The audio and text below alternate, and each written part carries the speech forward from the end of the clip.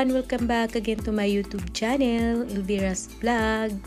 Kumusta po kayong lahat?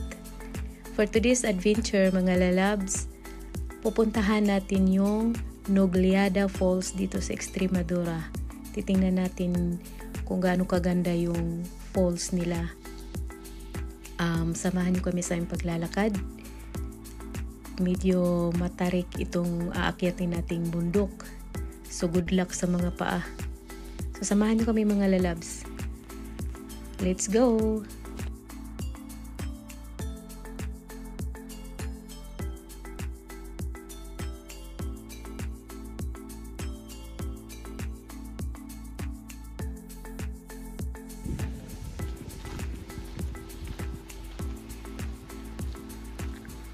Farm ng cherry.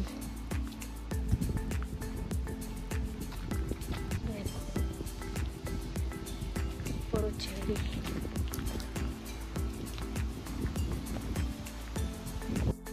Ayan, habang paakyat kami, meron kaming nadaanan puno ng peach. Ang daming bunga. Nagkalaglaga na lang. Hindi kinukuha. Ayan, ang dami niyang bunga. Hinog na yung mga peach. At di talaga ako nakatiis. Pumitas talaga ako ng 3 piraso. Hindi naman siguro masama. Hindi naman siguro magagalit yung may-ari kung kukuha ka lang ng kakainin mo. Pero kung magdala ka ng lalagyan, pupunuin mo, ibang usapan na yun. Kahit hindi nila kinukuha yan, siyempre may ano pa rin yan. May may-ari pa rin yan. Pero wala naman ako nakitang tao, di kumuha na lang ako. Ayan o, nakikita niyo, naggalaglaga na lang talaga. Ang dami. Ang dami na sa lupa na. Hindi na kinukuha. Sayang lang.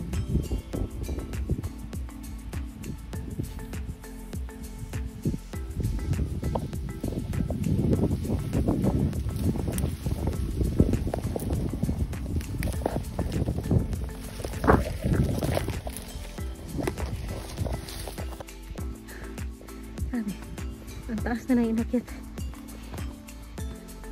Saan ba yung falls na yan? Oh!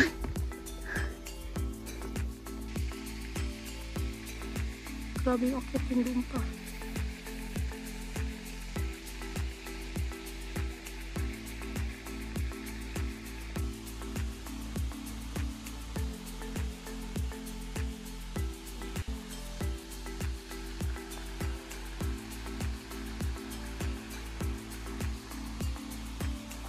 At ito na nga, narating na namin yung Nogliada Falls. Kaso lang, walang tubig. Kukunti lang kasi nga summer. So meron pa raw yan doon sa taas. Kaso hindi na namin pinuntahan dahil ganun din. Wala namang masyadong tubig. So ang maganda daw pumunta dito pag spring. Yung natutunaw na yung mga yellow sa taas. Yan maganda tingnan daw pag spring. Pero ngayon summer, kunti lang ng tubig niya. Ayan, ang linaw. Sobrang lamig ng tubig na yan. Kaya walang naliligo dahil hindi yata kaya ang lamig ng tubig. Pero ang ganda, napakalinaw ng tubig. So ayan siya, kunti lang yung tubig niya. Dahil summer nga ngayon.